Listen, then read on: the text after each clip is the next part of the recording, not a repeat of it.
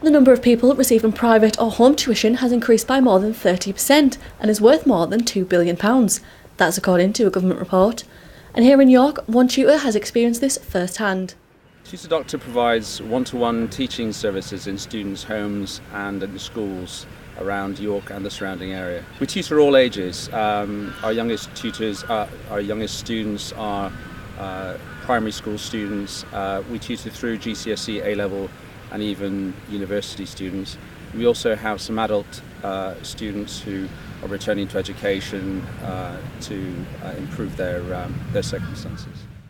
So why do some people decide to be tutored away from public education? The main thing that we find is where students fall out of step with their classes. This can be for a number of reasons. It can be to do with, for instance, missing periods of school through health, students sometimes changing schools. Sometimes students just need a little bit more time than their peers, and we're able to bring them back up to the level of their class where they can be taught normally by their teachers, and that's where we aim to get them.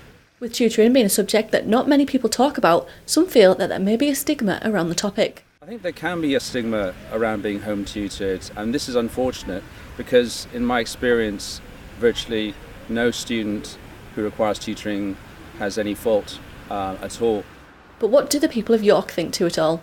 Good thing, I think. As a parent, I think home tutoring is a useful thing on occasions in certain specific situations where you need to support what the school does.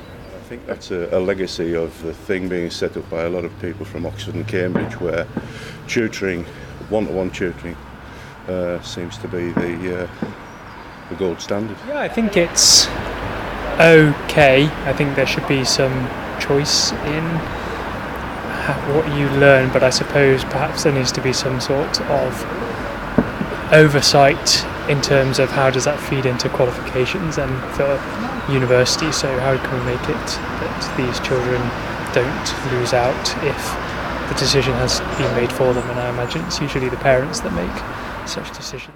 With the percentage of tutoring increasing and developing throughout the region, it's hoped that with more options available for people wanting to continue or return to studying, that this will become a lot easier and more accessible. Caroline Davies, That's TV.